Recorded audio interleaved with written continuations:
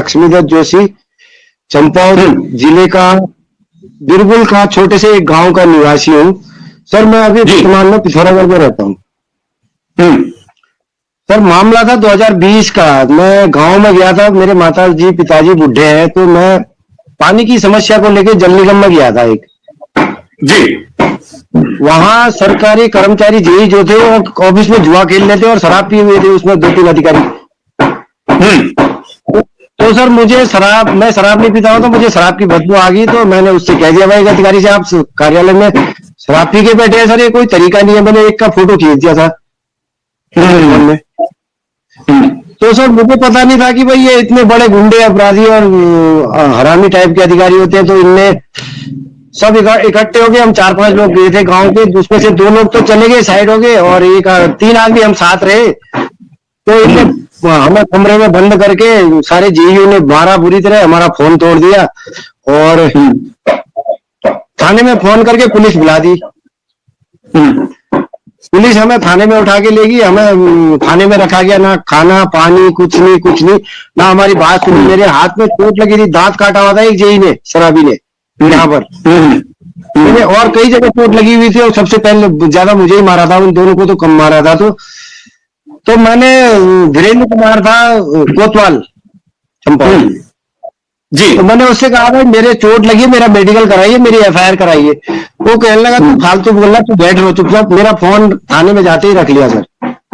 अच्छा, जमा कर लिया, मेरे पर्स से सब कुछ रख लिया। शाम को इनकी कई मीटिंग होगी, कई बीजेपी के नेता भी उसमें शामिल थे, उनका भी खुलासा करूंगा मैं फिर।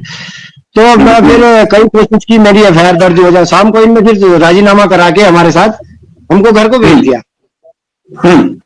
भाई हम तो मार खाए हुए थे बुरी तरह, बिना कारण बिना कुछ के मार खाई, तो भाई कौन सहन कर जाएगा सर। ये तो गलत तुम कर रहे हो, और फिर हमारे पे मारपीट कर रहे हो, फिर हमें थाने में भेज रहे हो, फिर हमें वैसे ही बिना एफआईआर लिखे बिना कुछ लिखे घर को भेज रहे हो, जाओ घर को जाओ। भाई तुम कहाँ पाकिस्तान से आए हो, कहाँ बांग्लादेश से आए हो। तो सर मैं चले गया, मुझे बहुत दर्द हुआ भाई। मैं घर में गया, मेरी ईजा लोगों ने मुझे बहुत डांटा, मेरी घरवाली ने बहुत डांटा। तो भाई क्यों गया तू, ये है वो है।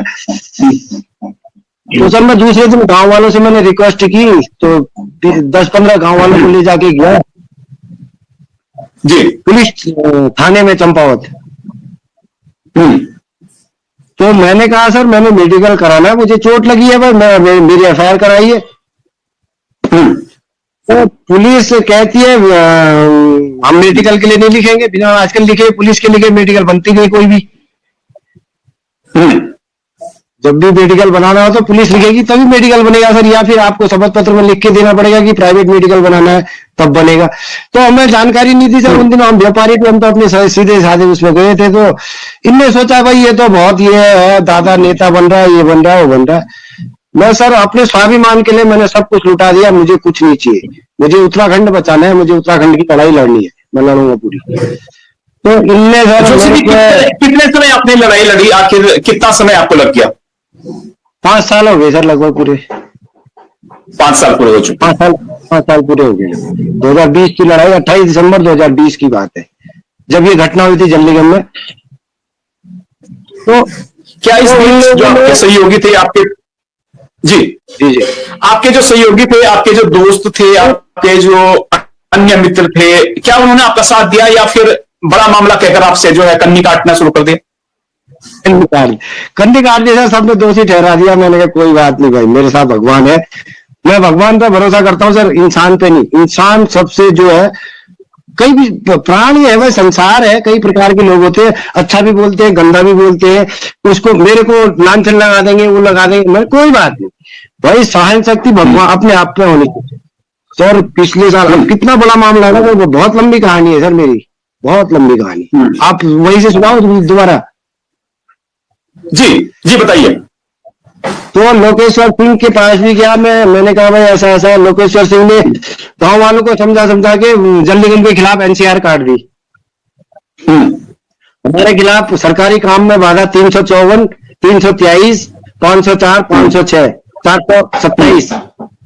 जी मैं सोनू सिंह आयु था, जांच अधिकारी कोतवाल धीरेन्द्र कुमार था। मैंने कहा मेरी एफआईआर लिखो, उनने कहा जोशी तू मान ले और माफी मांग ले। मैंने कहा ना, बिल्कुल नहीं मांगूंगा। मेरी माता जी गई, माफी मांगने का दबाव भी था आप पर? है जी, माफी मांगने का दबाव भी था आप पर? माफी मांग, बिल्कुल। उनने कहा मुकेश कलकुड़िया एक बीजेपी का वो क्या कहते हैं महामंत्री है अभी भी वर्तमान में, पिछले साल भी था वो। सर मेरे से कहने लगा एक ब्लेंडर की बोतल कोतवाल साहब को दे देना भाई, तेरा मामला खत्म हो जाएगा, चाहे टेंशन मत कर। मैंने कहा बेटा मैं शराब पीता ही नहीं, तो मैं किसी को कुछ नहीं देता हूँ, मैं पुलिस वाले को तो वैसे भी नहीं देता हूँ मैं। तो सर इतनी बड़ी घटना, उन्होंने मुकदमा दर्ज कर दिया, कोर्ट में भेज दिया। तो ये मुकेश कलकुड़िया से मैंने इससे कहा, ये कैलाश गैतुड़ी का पीआरओ था, कैलाश गैतुड़ी मर गया जो आज, चंपावत विधायक। जी जी, उसका पीआरओ था। मैंने कहा मुकेश मेरे साथ गलत हुआ, तू भाई हमारे चंपावत का है, तू हमारे साथ न्याय करा, पुलिस के साथ क्यों जा रहा तू?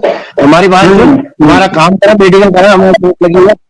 तो फिर उसने करके हमारे खिलाफ कई उसके कमेंट मेरे पास अभी भी हैं, उसके जो फेस व्हाट्सएप में मीटिंग हुई थी, उनने कहा बेटे तेरे को बर्बाद कर देंगे हम, ये है। उनने 504 506 का मुकदमा दर्ज कर दिया। मैंने सेम वही अखबार पुलिस अधीक्षक पिथौरागढ़ देवेंद्र पिचा जी से कोई थे, उनको भी बाई डाक मैंने चंपावत एसपी लोकेश्वर सिंह को भेजी। मैंने थाने की रिकॉर्डिंग मांगी इनसे, चंपावत थाने की।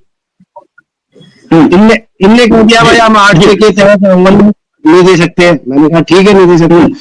सर मैं बहुत संघर्ष करता रहा, बहुत बहुत, फिर पूरे सीसीटीवी फुटेज नहीं दिए गए आपको? कोई नहीं सर, कोई नहीं।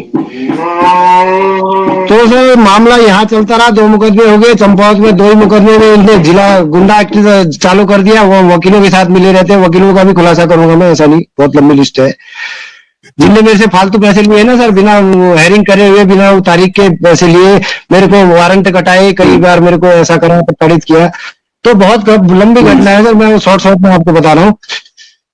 तो वहां गुंडा एक्ट में कार्रवाई की गई, और जिला अधिकारी नवनीत पांडे जी थे पिछले साल 2024,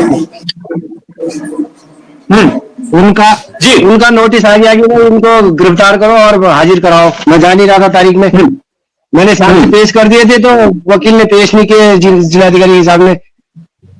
अब उन्हें तो अपना काम करना था, फाइल बंद करनी थी भाई, बहुत लंबा टाइम हो गया, 2021 से मामला था।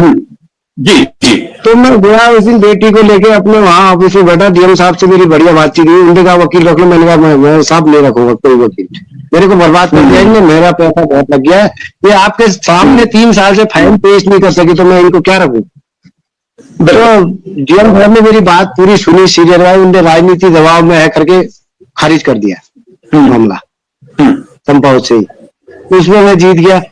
तो सर यहाँ पिथौरागढ़ में मेरा घर है, पुलिस लाइन के बगल में। मैं पुलिस से डरता नहीं है सर, पुलिस मेरे भाई लोग भी है, अच्छे भी है, गंदे भी है, लेकिन लोकेश्वर सिंह इतना हरामी था, रावण की औलाद था, रावण है वो सर।